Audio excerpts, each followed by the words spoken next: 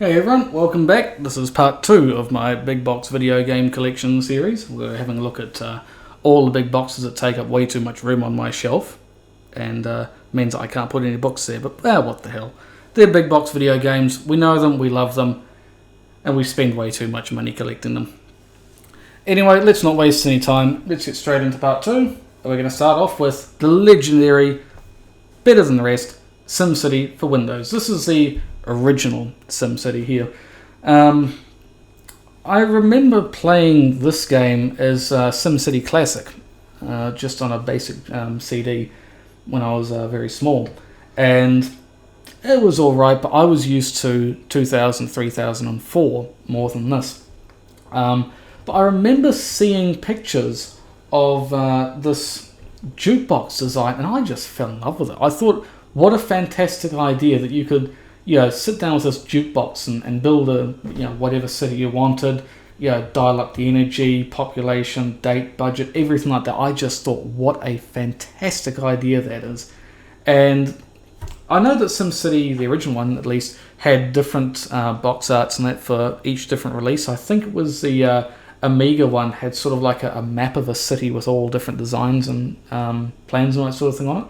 But this was the one that really captured my attention. And I saw this one recently on eBay for a good price, and I couldn't resist the idea of, or the possibility of getting it.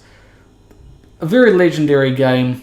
SimCity is one of my all-time favorite game series, and to have an original copy of the Windows one, I think is really fantastic. And this one is the, as you can see, the Windows 3.1 edition, Windows 3 edition. And it's got the install disc on 3.5, a couple of 5 1/4 inch discs and all that. And something I really appreciate is having the manual, because it was another one of those games that I didn't have the manual for. And I'm not going to keep that box open for too long, because I think this game came from a smoker's household, because it really smells like an ashtray. But that's SimCity for Windows, the original one, and a fantastic game. I think a lot of us have very fond memories of that game, and I would, if it weren't for SimCity 2000. What can I say about this other than, holy crap, what an amazing game this is. I first found this one when I was about 6, I want to say. And this was about the turn of the century. So I saw SimCity 2000 and I thought, oh, 2000, that must mean it's a new modern game. No, not quite. I've spent a lot of time playing SimCity 2000. And, it wasn't the first one that I played. I did actually get started with 4 and 3000. And this one came along and it was alright. I couldn't complain. It was fun. And I didn't have to put a CD into the drive or anything like that. So, hey, that was always a bonus. Now, I got this copy in particular in my first year of university. I saw it on Trade Me for a good price. It was some seller here in Auckland. And I thought, I really want a big box copy of this. Such a fantastic game, one that I spent a lot of time playing and have a lot of good memories of. I really, really wanted to have a big box sitting on my shelf. So I got it, and it was just so perfect. Just having it sitting there on the shelf, it just looked good. It looked right. Sitting there amongst like my Windows 95 and 98 copies. And just what an incredible game this is. It's obviously got all the documentation, all that sort of thing inside, which I really appreciate. And it's even got some some extra software and all that sort of thing in there. I think there's another CD in there with extra cities and whatnot. But SimCity 2000, it's just such a fantastic game. So fantastic, in fact, I bought a second copy. For those of you that saw my vintage tech sale video from last year, you will see this one in it. And I did agonize over this one about the same time that I was looking at getting a Macintosh, because I know nothing about Macs, so I didn't know if this would work on it or not, and I thought, oh, bite the bullet and get it anyway, because when else am I going to get it? Fortunately, it does work on my iMac, and it looks fantastic. But one of the great things about this copy, even though it's a bit beaten up, it's got a copy of Sim Earth in it. I don't know why that's in there, but yeah, I'm not going to complain. Free game, it works for me. But yeah, SimCity 2000. This game has achieved legendary status. Quite possibly the most popular version of SimCity. And while it's not my favourite version, it's still a really, really great game. And I'd say that holds up today. I don't like how the Origin version of this is the old Mac version. I would prefer it if it was the DOS or Windows 95 edition like this one is. But if it's a chance for people to get into SimCity 2000, then I think they should take it. But yeah, SimCity 2000, if it were any more realistic, it'd be illegal to turn it off. And as a kid, I thought that was a pretty great tagline. So next up, we have an even better SimCity 3000. I first got this one as a kid. I think it was Christmas 2003. I'd spent the year playing SimCity 4, and I saw SimCity 3000 Unlimited, and I thought, ooh, that looks like fun. It's another SimCity game, so I asked for it for Christmas, and I got it. And I spent a lot of time playing SimCity 3000, and what is there to say other than this is probably my favourite one. The humour, the design, the music, oh my god, the music.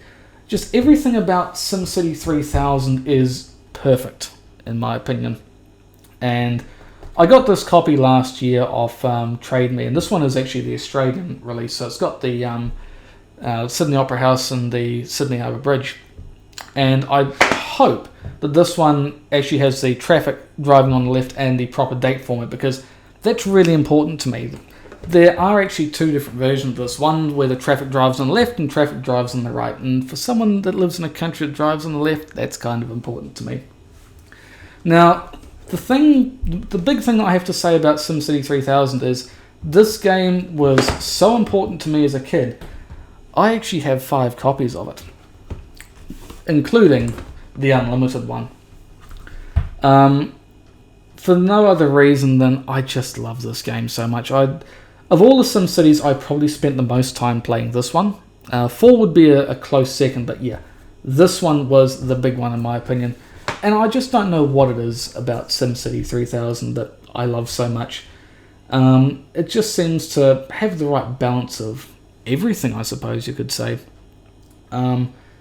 Probably one of my favourite things about this game is the soundtrack. And I know that SimCity has a pretty good soundtrack anyway, but 3000 just has the best. There's something about the variety of jazz and electronica and all that sort of thing that it's really great. And I remember when I was a teenager, I had my first MP3 player, little tiny 256 meg one.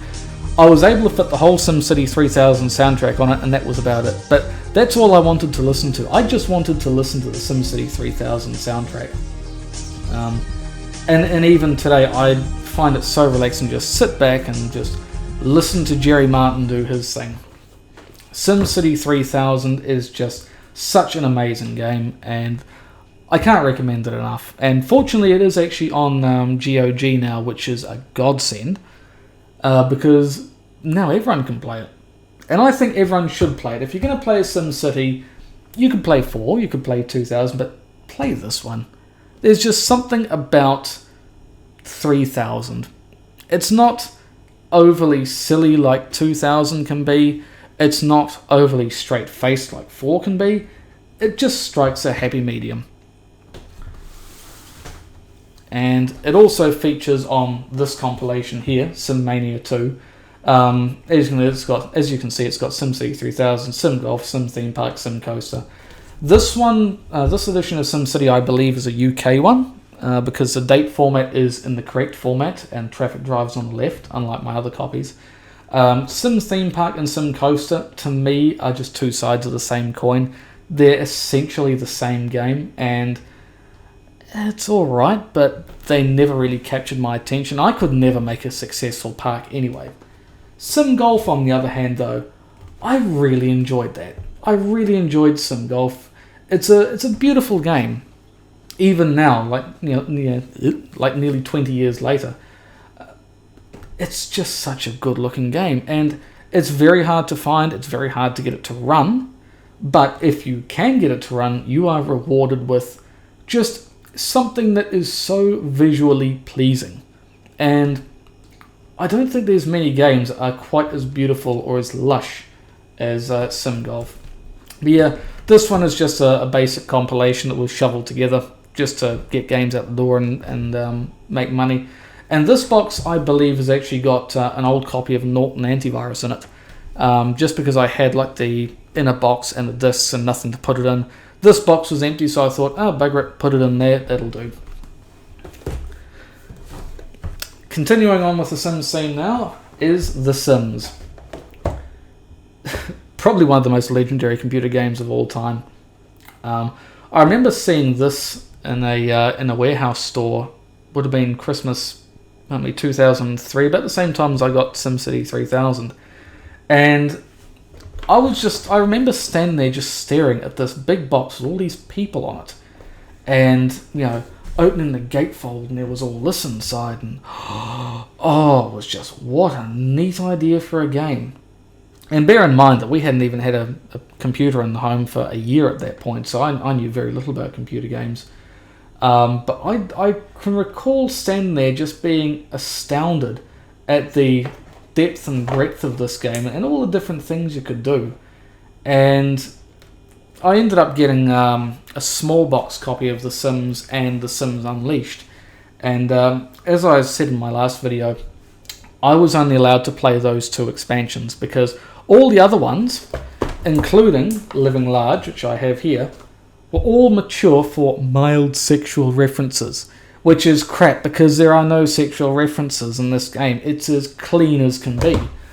But yeah, I spent years playing The Sims and Unleashed, and then finally managed to get what was it called? Oh yes, the Sims Full House. It was like the full compilation of the Sims expansion packs. So this one here I don't actually need for the CD itself, but it popped up on Trade Me, and I thought, yeah, I want a big box copy of The Sims. So it looks nice. And then a little bit later on, I got that one as well from, I think it came from the States. And seeing these two on the shelf, it looks right. And it makes me feel like I was a computer gamer at the turn of the millennium, which I wasn't really. But it feels right to have these, especially as a Sims fan. And to have the game with all the documentation and the gatefold, I really love the gatefold. It's just such a good feeling. Such a good feeling to have The Sims. And while I still have a little bit of trouble getting this to run properly on my Aptiva for whatever reason, it's an essential game. If you want to experience gaming at the turn of millennium, this is where you need to start. Plenty of other games you can go with, but start with The Sims. And finally, in the Sim line of games, we have Sim Tower. Now, this one arrived, I think, a month ago from Israel. Again, from eBay, it was a good price. I already had this game. I've actually got most of the Sims of the Sim games already. But I saw this one in the big box, and I thought, yeah. Of the classic Sim games of the early to mid-90s, this was probably my favourite.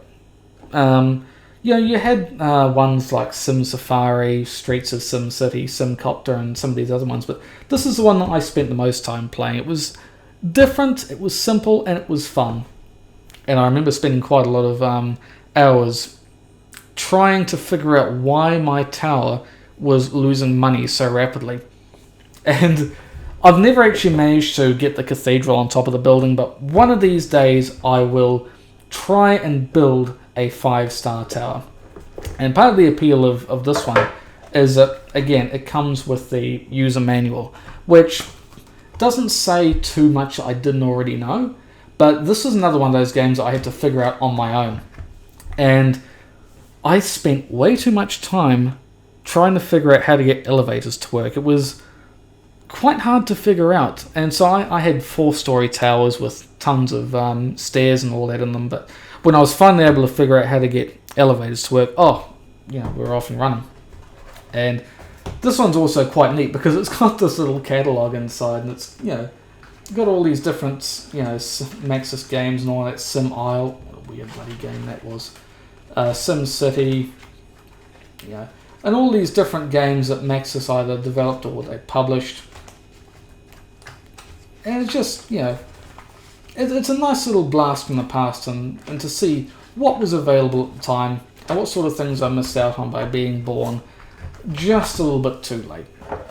Oop. But yeah, that's Sim Tower. Simple, good, clean fun until your tower gets bombed, in which case you swear like a bloody sailor. Okay, on to the final pile of games now. And we're going to start with the T's with Total Annihilation. Now, if you recall my last video, this was actually the third of 3 games I was given when I was young. And this was the only one that I was able to actually get working. Now, again, this is an RTS game, and I don't really understand too much about how these work. But the basic premise of this one is that you've got the core and the arm, and they have basically stripped the galaxy of all its resources in their endless fight for, I don't know, the cookie jar. Who knows? It doesn't matter what they're fighting for, they're just fighting. And the graphics for this game are pretty great, even looking back, nearly 25 odd years. It's simple, yes, but for the time this would have been really great. And while I didn't really understand how to play this, I remember sitting there thinking, hey, this game looks great. At this point it was like 2005, so this was an old game even then. But I didn't understand what I was doing, but I still had a lot of fun anyway, just building stuff and trying to go to war.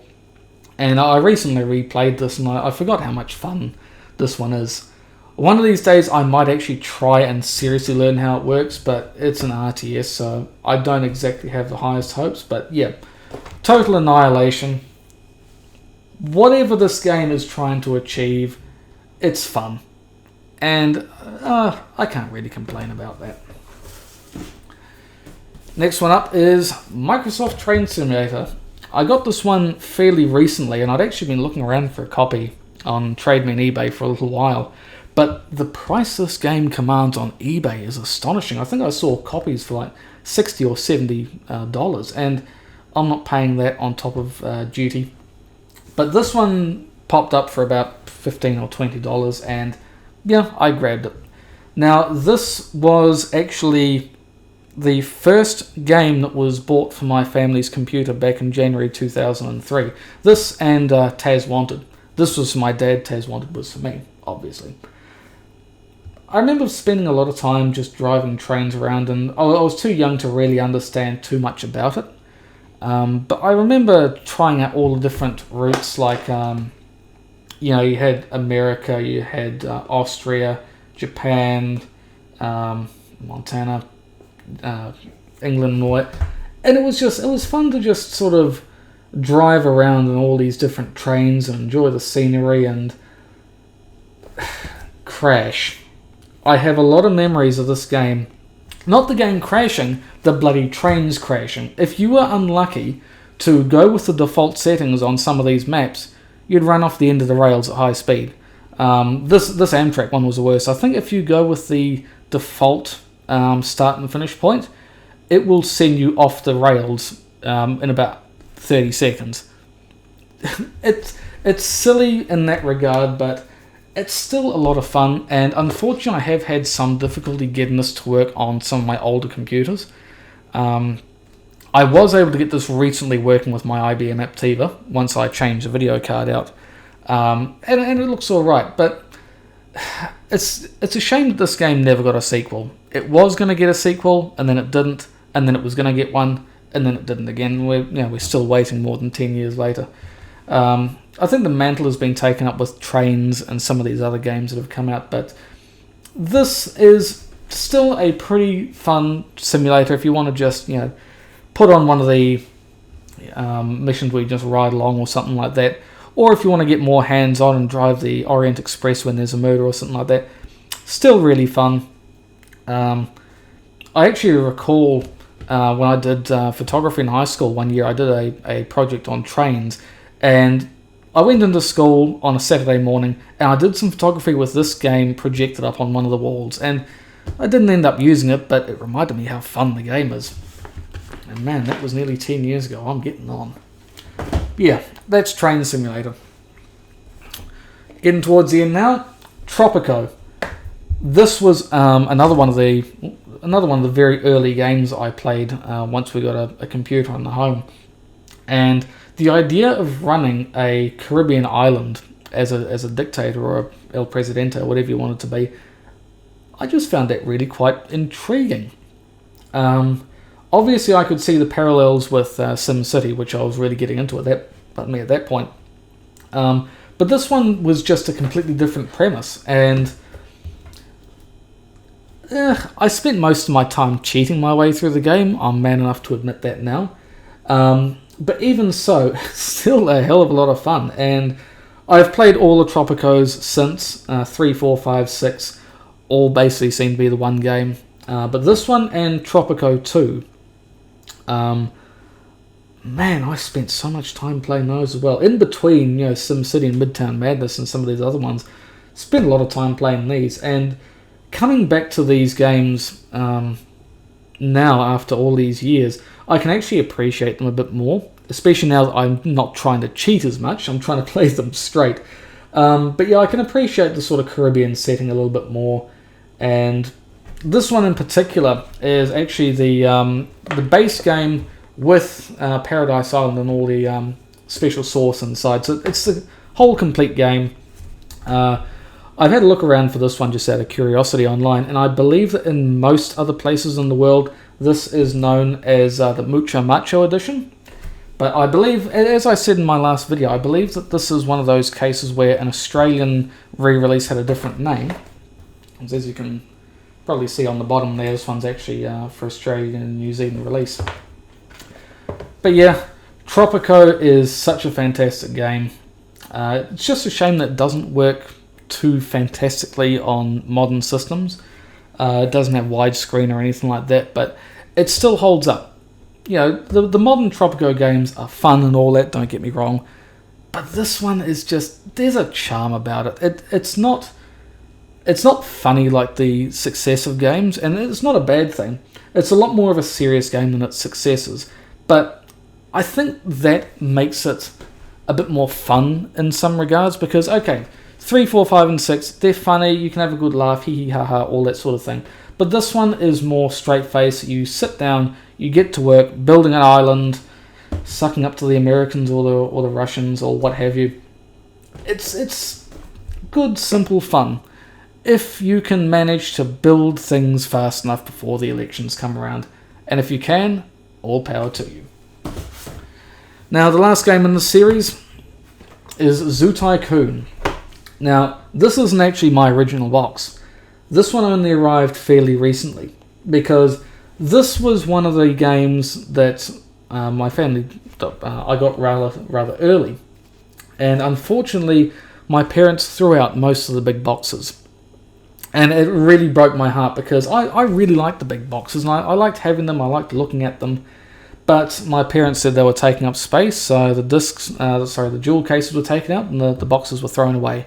And for years afterwards, I always wanted to get a big box copy of Zoo Tycoon, because it was just the memories of this. I think Taz Wanted was another one. There might have been another couple of boxes that got thrown out. But Zoo Tycoon and Taz Wanted were the ones I remember most. And while I wasn't able to get Taz Wanted in big box, I was able to get this one. So I suppose it's sort of healing in a little bit. But this one is the Dinosaur Digs expansion pack, and this one is the original box. This is the one that I've had since 2003. As you can see, it was fairly expensive at the time. But this is the box that actually holds my original discs in, Zoo Tycoon, Marine Mania, and Dinosaur digs. So everything is stuffed into this one box because up until a few weeks ago, I didn't have the original to put anything in. But this was a game that actually came in very useful when I wanted to play on the computer when I was a kid.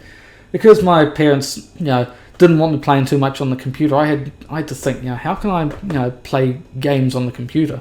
And so I'd ask if I could play Zoo Tycoon because it was educational. Oh yeah, that's okay. Suckers. That's how I got away with playing computer games, was this game here. And as a kid, I didn't really understand sort of like the tycoon side of it, so my zoos always went broke and they were never any good anyway, but I had a hell of a lot of fun anyway. And recently replaying this one, there's just some sort of simple charm to it. And Zoo Tycoon 2, yeah, that's alright, that's a fun game. The modern remake I found was too simplistic. There just didn't seem to be very much depth to it. But this one was just, it was comprehensive but not complex, if you get what I mean. It was a lot of fun, and it could be a very delicate balancing act, trying to get these exhibits and all that to work fine. But no, I have fond memories of like weekend afternoons building zoos and trying to figure out why my animals were so unhappy. Surely they would want plenty of company. So let's put 10 lions into an exhibit and then bulldoze one of the sections of fence. But yeah, Zoo Tycoon, one of the very, very early games in my collection. I've got lots of fond memories of this, and fortunately this copy here is able to sort of patch over the holes in my heart from losing the original copy. But anyway, that is it for my big box collection. All 25, 30 odd games. I'm always on the lookout for more. See what other games from my childhood I can get, or ones I have always wanted but never been able to acquire. Big box collecting is expensive, but it's a hell of a lot of fun, and I can see why it's become so popular in the modern day. So anyway, thank you all very much for watching. I will see you in the next video, whenever and whatever that is. But as always, thank you for watching, and have a good day.